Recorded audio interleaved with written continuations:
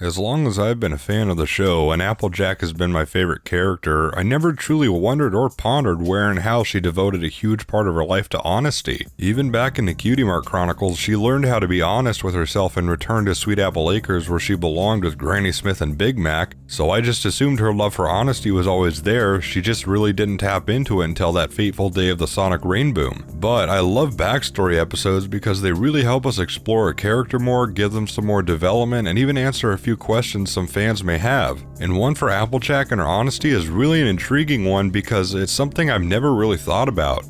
Before I delve into the episode, there's something I need to address, which I'm sure other reviewers will point out. Yes, Applebloom was dead wrong when she said Applejack had never told a lie before. Applebloom was present throughout the majority of Leap of Faith with her sister, in which Applejack had to constantly lie about Flamin' Flam's tonic, mainly to keep Granny's spirits up.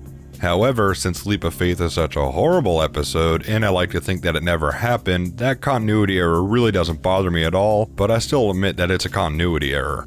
I really think the setup to the episode was great. Not only did it get straight to the point of Applebloom lying, which I was afraid the writers would stretch out through the entire first act, but I really enjoyed that it was resolved right away with Filthy Rich returning immediately after Applejack and Big Mac uncovered Applebloom's lie. Had the writers pushed the scene of Filthy Rich back to the end of the episode so Applebloom could apologize, it would have felt more like a, oh yeah, that happened moment, because the main point of this story is the consequences of lying and how Applejack learned the value of honesty. Plus, Applebloom's lie wasn't really little like the summary said. Not checking to see if Filthy Rich got the correct crates is a huge mistake, and the fact that she lied about checking the crates is pretty bad.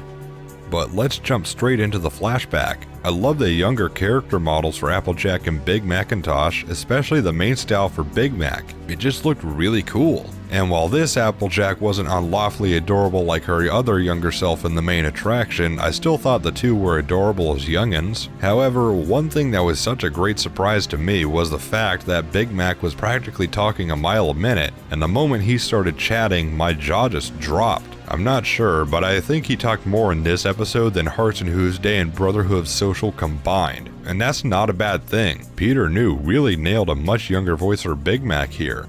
All that aside, some people may have seen it coming, but I liked how Applebloom's lie at the beginning of the episode and Applejack's lie in the beginning of the flashback both involved Filthy Rich. The one difference between AJ's situation and Applebloom's is that Applejack had to lie to try and keep a promise that she made to Mr. Rich without Granny Smith's say-so, and that while it was still a lie, she had good intentions to help keep the reputations of both Sweet Apple Acres and Mr. Rich's business afloat. Even though I went into Where the Apple Lies with a serious attitude because it's an Origins episode of sorts, I loved the gags that this story had. I want to make it clear that I don't condone violence toward the elderly, but since it's a cartoon, I loved how Applejack just bulldozed Granny Smith back into the kitchen multiple times so Filthy Rich and Spoiled Milk wouldn't see her. Plus, I enjoyed Big Mac telling Mr. Rich and his fiancée the stories of how he got the nickname Big Mac and how he got his cutie mark, but we the audience only heard the tail end of his stories, which honestly got me laughing pretty hard because I'm interested in hearing how he got both his cutie mark and his nickname. And I love the gag of Applejack shoving an apple into Big Mac's mouth in the barn to get him to shut up, and how she dressed Granny Smith up like a doctor in a hospital, which nearly led to Big Mac getting his leg amputated by mistake in an operating room. That's some really good dark humor. Another strong point of the episode to me is the pacing. I think it's on par with or maybe even better than the pacing from 28 Pranks Later. Everything, all the lies and Big Mac and Applejack's little conversations in between the lies was well balanced until they all eventually snowballed into the climax at the hospital where AJ admitted everything was a giant fib. It went from one lie to Filthy Rich and just got jumbled into multiple lies for Applejack to keep track of and to keep Granny Smith and Filthy Rich from seeing one another at the hospital. All of it just flowed together so well and naturally until it got to be too much for Applejack to handle, and plus her brother's leg was on the line. To go from a little lie about keeping a promise to having it blow up into someone's leg nearly being amputated requires some strict pacing, and the writers got it right. And yet, one thing I truly appreciate about this Origins episode is the fact that it wasn't just about Applejack's devotion to honesty, but it also answered why Big Mac is silent 99% of the time. We got two origin stories for the price of one. Like I said before, I was shocked to see and hear Big Mac not just speaking, but being quite the chatterbox. And while I don't think he really needed to learn something as much as his sister did, he admitted that if he just listened more than talk, he may have been able to help Applejack solve the issue before it got out of hoof. But what he learned was extremely important as well, that listening is more important than talking. And if your gums are always flapping, trying to get the last word in, or always questioning someone, you're not really doing anything to help.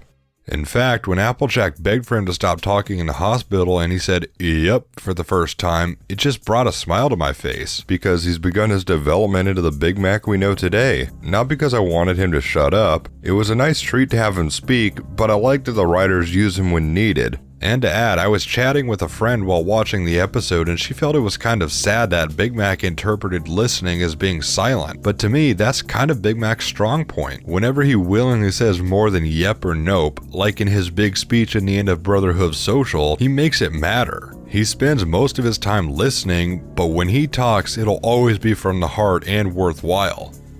As for the moral, it's pretty self-explanatory how no matter how little you think a lie is, it could grow into something so big that it could literally hurt the ones you love. And if you make a mistake like not checking which supplies are in which crates, it's better to fess up instead of lying about it. Sure, making a mistake sucks, but we use those mistakes as lessons to ensure that they don't happen again. And while telling the truth may be hard, it won't nearly be as bad as hurting the trust someone has in you. I don't think I could sing enough praise for this episode.